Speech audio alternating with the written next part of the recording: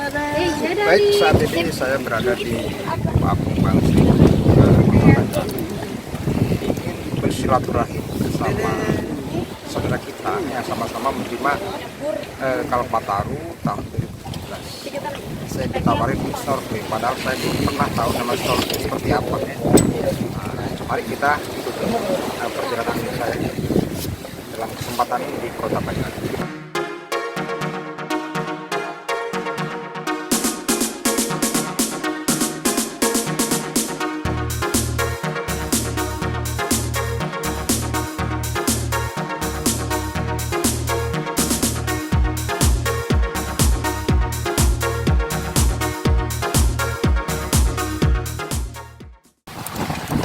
Sama-sama kita ini waktu menerima Kalpataru tahun 2017 karena berhasil menginovasi tentang keberadaan terumbu karang sehingga juga bisa mendirikan rumah apung juniornya Pak Agus. Alhamdulillah bisa dipertemukan sama beliau ini.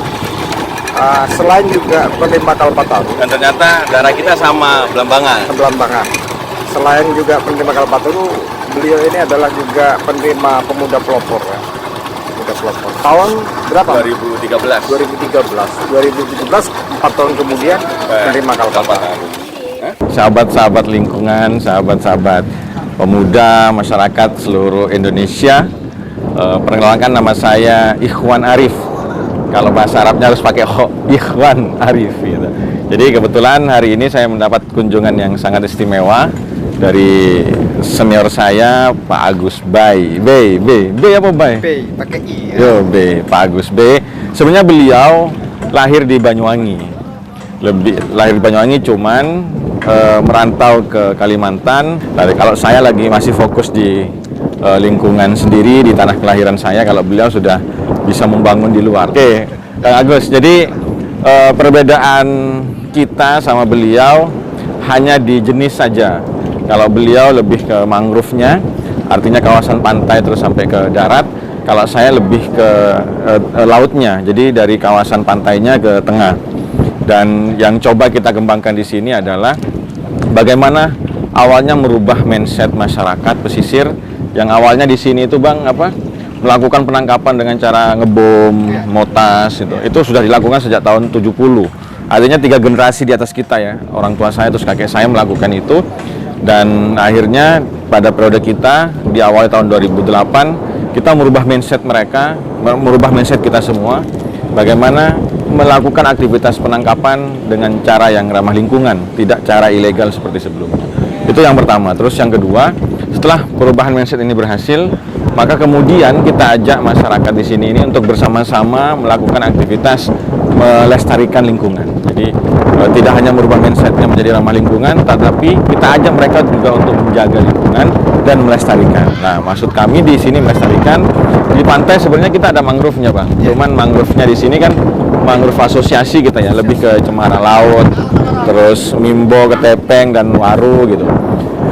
Jadi itu di pantainya, kemudian di bawah lautnya kita lebih ke rehabilitasi terumbu karang. Di mana terumbu karang di sini 2008 itu sudah tinggal 18%. Nah, kita bayangin, tinggal 18%. Nah, biasanya jumlah ikan itu sebanding dengan tutupan terumbu karang. Jadi kalau terumbu karangnya tinggal 18%, maka ikannya juga tinggal 18%. Jadi sangat gersang sebenarnya laut ini. Oleh karena itu yang kita rehabilitasi dengan beragam cara. Dengan yang pertama membuat kawasan konservasi ini kita protek Bang. Ada 15 hektar itu ada pelampung batas, jadi protek, tidak boleh melakukan aktivitas penangkapan di dalam kawasan yang kita protek. Tapi ini 15.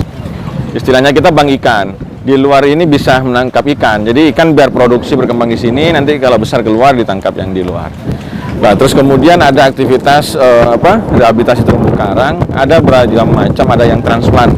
Jadi kita punya bibit terumbu karang itu yang bagus, kemudian ditransplant, dicangkok di tempat-tempat yang baru, yang gersang. Kemudian yang kedua terumbu karang buatan. Nah, terumbu karang buatan ini kita membuat media dari beton, semen, yang kita bentuk, ada yang berbentuk stupa, ada yang berbentuk kubus. Nah, kemudian kita olesi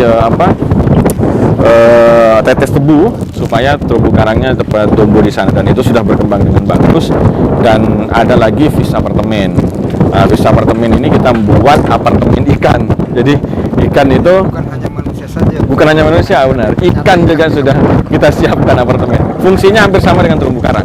Jadi sebagai tempat berlindung, mencari pakan, tempat berpijah, tempat ikan pacaran juga dan yang lainnya. Terus yang kemarin kita coba adalah rumah ikan. Jadi di sini ada rumah ikan di mana kita buat lorong besar dengan metode pertumbuhan karangnya pakai apa? Pakai sinar matahari itu, solar cell. Lah harapan kita di sini menjadi museum konservasi terumbu karang. Artinya laut ini kita buat beragam konservasi terumbu karang, sehingga teman-teman di Indonesia yang ingin belajar tentang konservasi terumbu karang dengan beragam cara itu di sini. Jadi kalau saya harus belajar mangrove ke Balikpapan, ke Pak Agus B. Kalau terumbu karang kita di sini, Pak. Kita sepakat gitu ya? Ya, sepakat. Oke, Sepakat. siap. Jadi Bapak sekalian, saudara-saudaraku, sahabat-sahabat lingkungan dan di Nusantara. Barangkali juga teman-teman kita yang ada di Kalimantan yang mungkin melakukan transportasi terbuka, mungkin bisa nengok sekali-sekali di sini. Oke, Luar benar. biasa. Dan beliau akan bisa memberikan sharing tentang pengetahuan. Iya. Dan itu gratis. Gratis. Membacakan beliau menyampaikan dan mungkin nanti perlu dicoba kawan-kawan. Dan beliau ini sama juga 2017 penerima Kalpataru Tahu. juga pemuda pelopor 2013. 2017 bersama sebagai menerima juga beliau kategori Penyelamat. penyelamat. Kalau Bang Agus perintis. Perintis, gitu. Jadi sama-sama nasib seperjuangan. Mudah-mudahan nanti ke depan, mungkin ada lagi regulasi yang bisa mengikuti jejak. Harus, Bang. Nah, Harus. Bagaimanapun Harus. tugas kita untuk bisa menjaga lingkungan kita, air, bahkan udara. Begitu sahabat-sahabat semuanya. Mungkin barangkali satu pesan sedikit lagi mungkin dengan Pak Haji Iwan. Saya panggil Pak Haji Iwan. Mas Haji. Pak Haji Iwan. Jadi begini, kita berpikir dari hikmah daripada kami juga sengaja memang datang kemari saudara sering untuk bisa bertemu seperti itu dan ingin bertemu dengan sahabat-sahabat saya khususnya di Indonesia. Dan juga kali saya seperti lingkungan di dalam air nanti akan berbagi atau sharing ya. Dan di sini rasanya luar biasa. Saya melihat dari sini mungkin cerita sedikit sebagai pesan khusus mungkin barangkali nanti apabila kawan-kawan saya belajar di sini. Oh iya, siap. Oke, buat kawan-kawan semua di seluruh Indonesia, begini. Dalam menjaga lingkungan, itu sebenarnya kita tidak hanya menjaga alam, tetapi menjaga masa depan kita. Masa depan kita, masa depan anak kita, maupun masa depan cucu kita. Nah, hari ini kita menikmati apa yang telah diwariskan oleh nenek moyang kita dengan baik. Dan tentunya kita tidak ingin mewariskan hal yang negatif buat generasi yang akan datang, sehingga satu-satunya cara adalah bagaimana menjaga lingkungan. Ingat bahwa lingkungan dan dunia ini sekarang sudah dalam masa kritis. Oleh karena itu saya berharap kepada sahabat-sahabat semua, teman-teman semua, oke, kita tidak perlu melakukan sesuatu hal yang lebih atau luar biasa. Cukup bagaimana mengembalikan apa yang sudah kita ambil, itu sebenarnya sudah cukup. Contoh misalnya, hari ini kita menghirup air berapa liter, maka kita harus berpikir apakah kita sudah mengembalikan air itu ke dalam bumi kita. Misalnya sudah berapa pohon yang kita tanam, bagaimana supaya air yang kita minum, air yang sudah kita ambil bisa terserap kembali dengan baik ke dalam bumi kita. Terus misal hari ini kita menghirup udara segar, itu volume berapa liter, berapa banyak. Dan apakah kita hari ini yang perlu kita sadari, apakah kita hari ini juga sudah mengembalikan udara segar yang kita hirup dengan menciptakan atau menanam pohon yang bisa menciptakan udara sebanyak udara yang sudah kita hirup. Kalau itu masih belum, sahabat-sahabat semua, maka kita akan termasuk kepada orang yang dolim, orang yang jahat terhadap dunia ini. Sebagaimana dijelaskan di dalam kitab suci kita bahwa manusia ini adalah pelaku terusak di dunia ini. Oleh karena itu, tentunya sahabat-sahabat dan kita semua tidak ingin menjadi bagian perusak dari bumi ini, sehingga harapan saya kecil, tidak banyak kepada sahabat-sahabat semua adalah satu saja, mengembalikan apa yang sudah kita ambil.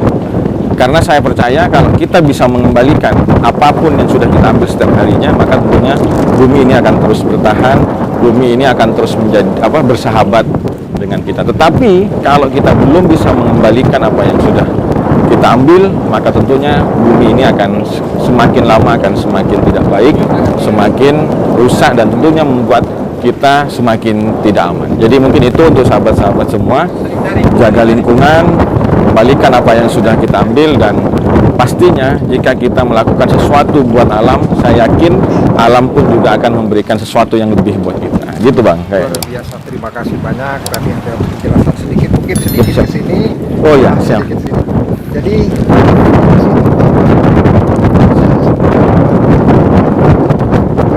kepada Ibu Bupati ya sini. Oh ya, Ibu Bupati. Ya, terus dari Bapak Abdul Aziz. Jadi Ibu, ini kita sama-sama warga Banyuwangi, Bu. Sama-sama lahir di Banyuwangi. Cuman beliau besar dia. Salam saya melalui Mas Iwan ini. Siap, kita sampaikan. Dan beliau juga terutama kepada teman-teman atau sahabat-sahabat yang ada di Kota Banyuwangi, terutama sebetulnya ini calon-calon kader masa depan. Fokus di lingkungan aja. Mudah-mudahan ya nanti ini sebagai kaderisasi bisa juga terlibat dalam bisa menghargai juga. Fokus konservasi. Kiranya demikian, terima kasih. Assalamualaikum warahmatullahi wabarakatuh. Siap, salam lestari.